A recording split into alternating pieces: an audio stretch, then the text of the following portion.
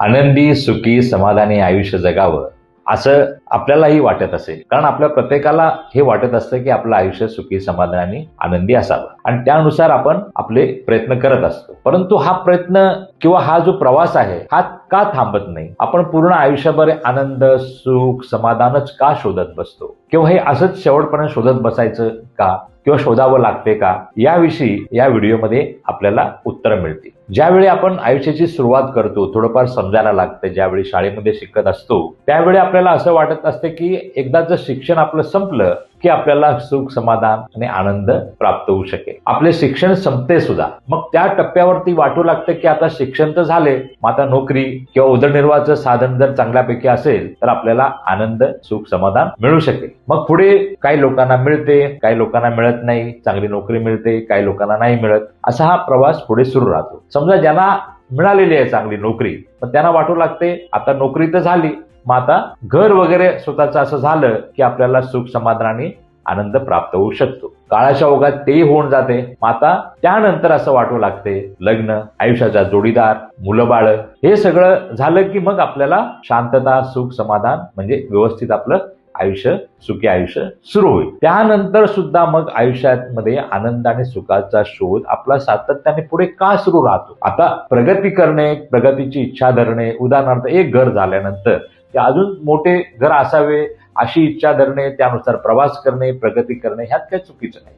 किंवा एखादी गाडी घेणे, अजून एखादी मोठी गाडी घेणे, पदोन्नती मिळवणे ह्याच्यामध्ये पण सुद्धा काही चुकीचं नाहीये. आणि ते प्रगतीसाठी करत राहणे हे बरोबर आहे. परंतु समजा ते मिळाल्यानंतर सुद्धा तिथे सुद्धा का नाही मग ते सुख, समाधान आपण मानत किंवा सुख, समाधानी होत? याविषयी ज्यावेळी संशोधकांनी याच्यावरती विचार केलेले आहेत त्या अनुषंगाने हा व्हिडिओ पुढे चालणार आहे. समजा आपण गाडी सुद्धा घेतली, गाडी नव्हती आपल्याकडे, गाडी घेतली, शेजाऱ्या पाजाऱ्यांना आपण पेढे वाटले, त्याच्यानंतर आपल्या गावाकडे फिरून आलो, आपल्या नातेवाईकांकडे फिरून आलो, काही समारंभांमध्ये सुद्धा आपण जाऊन आलो.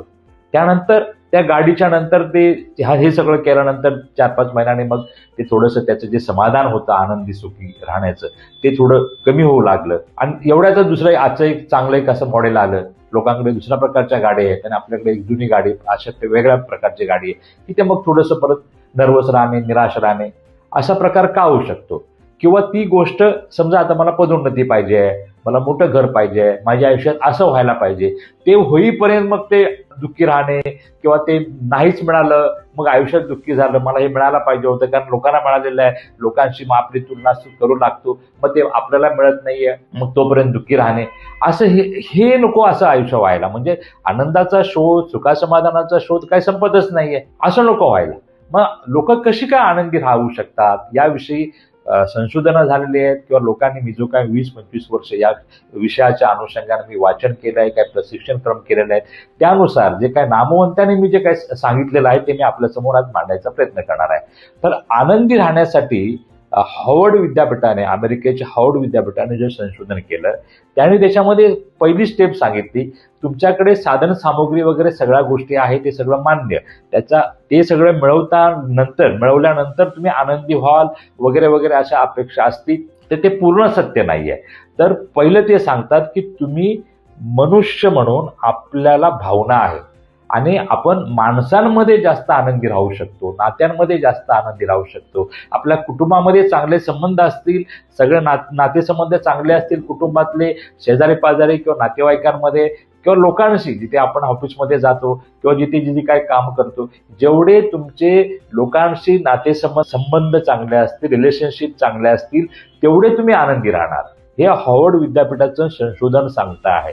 म्हणजे पहिली स्टेप आनंदी राहायचे असेल तर नातेसंबंध चांगले असणे आणि ते टिकवणे, ते चांगले मेंटेन करणे ही पहिली स्टेप आहे आनंदी राहण्याची. त्यानंतर दुसरी स्टेप हे संशोधक किंवा ज्या लोकांनी याच्यामध्ये काम केलं आहे ते सांगतात, दुसरी स्टेप म्हणजे अशी, तुम्ही आयुष्यामध्ये प्रगतीसाठी प्रयत्न करा, मिळवण्याच्या अपेक्षा धरा, तसे प्रयत्न पण करा, परंतु सुरुवातीला तुम्ही जे काय मिळालेलं आहे तुम्हाला त्याविषयी तुम्ही पहिलं समाधानी राहायला शिका. तिथेच सुख आहे, तिथेच आनंद आहे. जे काय तुम्हाला आतापर्यंत मिळालेलं आहे, जे काय मिळालेलं आहे जे नाही मिळालं त्याचा नका विचार करू, परंतु आतापर्यंतच्या आयुष्यात जे तुम्हाला मिळालंय त्याचा विचार करा आणि त्याच्यामध्ये सुखी राहण्याचा प्रयत्न करा.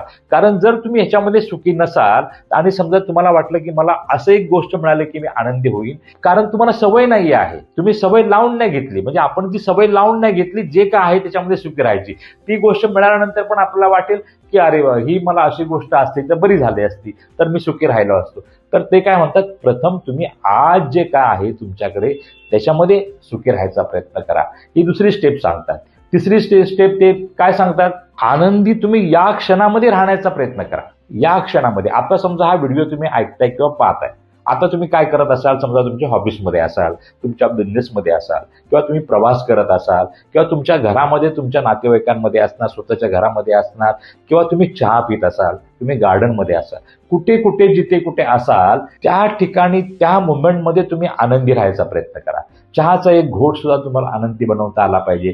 तुमच्या नातेवाईकांमध्ये तुम्ही राहणं, तिथे असणं, हे सुद्धा तुम्हाला आनंदी, इथे सुद्धा तुम्हाला आनंदी राहता आलं पाहिजे. तुम्ही ऑफिसला जाताय, ऑफिस मधल्या त्या वातावरणात तुम्ही आहात, त्या वातावरणामध्ये सुद्धा तुम्हाला आनंदी राहता आलं पाहिजे, असं ते सांगतात. या क्षणामध्ये, आत्ताच्या क्षणामध्ये तुम्ही जर आनंदी राहत असाल तरच तुम्ही भविष्यामध्ये कधीतरी जे काय तुमच्या गोष्टी होतील तेव्हा तुम्ही आनंदी होणार आहात. आनंद ही सवय आहे असं ते सांगतात. आता तुम्ही आनंदी राहण्याचा प्रयत्न करा. आज तुम्ही आनंदी राहा तरच तुम्ही भविष्यामध्ये आनंदी होणार आहात असं ते सांगतात. ते काय म्हणतात, चौथी स्टेप सांगतात, आनंद हा पोस्टपोन नाही करायचा आहे. इंग्लिशमध्ये सेंटेन्स आहे, happiness is a journey, happiness is a not destination.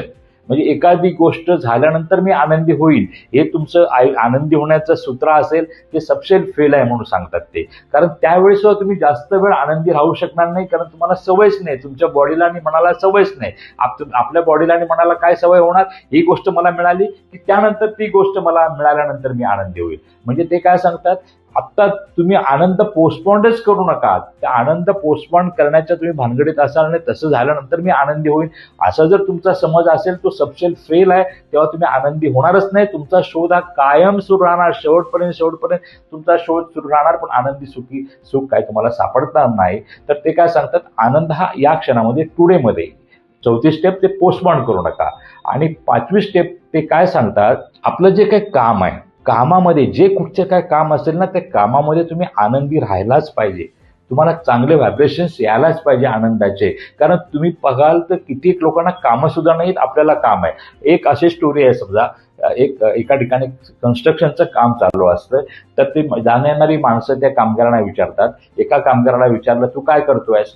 तो काय म्हणतो, तुला दिसत नाही का मी ते विटा लावायचं काम करतोय, तू काय विचारतो काय करताय म्हणून. दुसऱ्याला विचारलं, तो म्हणतो, काय बाबा, पोटास पाण्यासाठी काहीतरी करावं लागते, पोटा पाण्यासाठी काहीतरी करावं लागते, ते करतोय, दिसतंय ना तुला, त्याशिवाय नाही तर चालणार कसं आपलं. आणि तिसऱ्याला विचारलं, तो म्हणतो, मी छानसं मंदिर बांधतोय, असं एक मी मूर्ती घडवणार आहे की ते बघितल्यावर मला समाधानाने आनंद होईल, त्याची मी सुरुवात आत्ताच्यापासून करतो आहे. त्यामुळे आनंद हा जो आहे तो आपल्या कामामध्ये आहे. जे काय छोटं मोठं काम आहे त्याच्यामध्ये आपण आनंद मानला पाहिजे. ही पाचवी स्टेप आहे. आणि सहावी स्टेप आहे, छोटी मोठी जरी यश असतील ना, सक्सेस, छोटा मोठा एक सक्सेस, अगदी छोटा, ऑफिसमधलं काम केलं, साहेबांनी म्हटलं वा चांगलं काम केलंस, कोणी म्हणू अगर नको म्हणू, आपण काम पूर्ण केलं, तिथे सुद्धा आनंदी राहिलं पाहिजे. आपण एखादी ट्रेन पकडली, एखादी बस पकडली, लगेच आपल्याला वाहन मिळालं, किंवा आपल्या आयुष्यामध्ये एखादी गोष्ट आपण केली, छोटी मोठी काय असे ना, यश मिळवलं, त्या छोट्या मोठ्या यशामध्ये, छोट्या मोठ्या गोष्टींमध्ये आपण आनंदी राहिलं पाहिजे. तरच आपण आयुष्यभर असं आनंदी राहू शकणार आहे. असे हे सगळे या बाबतीमध्ये अभ्यास केलेले, या बाबतीमध्ये संशोधन केलेली सांगतात. तर आनंदी राहण्याचं सूत्र जे आहे ते आपल्याला हे झाल्यानंतर मी आनंदी होईन, ते झाल्यानंतर आनंदी होईन, हे नाही आहे. तर मी जी 6 स्टेप सांगितल्या, पहिली स्टेप्स आहे नातेसंबंधांमधला आनंद आहे, दुसरी स्टेप जे आहे ते आपल्याकडे जे काय आहे त्याच्यामधला आनंद आहे, तिसरी स्टेप आहे या क्षणांमधला आनंद आहे, चौथी स्टेप आहे आनंद हा पोस्टपोन नाही करायचा आहे, आणि पाचवी स्टेप आहे आपल्या कामामध्ये आनंद मानायचा आहे, आणि 6वी स्टेप आहे 6वी जी स्टेप आहे, छोट्या मोठ्या यश आहे, छोट्या मोठ्या गोष्टी आहे, याच्यामध्ये आनंद मानायचा आहे. तर मित्र हो, याप्रमाणे आनंदी आयुष्य जगता येईल. या प्रकारचे संशोधन आणि विविध या क्षेत्रामध्ये काम केलेल्या लोकांनी सांगितलेलं आहे. याचा मी माझ्या आयुष्यामध्ये 20-25 वर्षांपासून वापर करतो आहे. त्यामुळे माझे ताणतणाव बऱ्यापैकी कमी होत आहेत आणि आनंदाचा शोध घेण्यासाठी जी सातत्याने धडपड आहे सुख समाधानासाठी, ती बऱ्यापैकी कमी होते. प्रगती करणं हे आयुष्यासाठी खूप चांगलंच आहे, परंतु आनंद हा अशा प्रकारे मिळू शकतो असं त्यांनी सांगितलेलं आहे. जर हा तुम्हाला व्हिडिओ आवडला तर हा तुम्ही फॉरवर्ड करा आणि अशा प्रकारचे जर तुम्हाला व्हिडिओ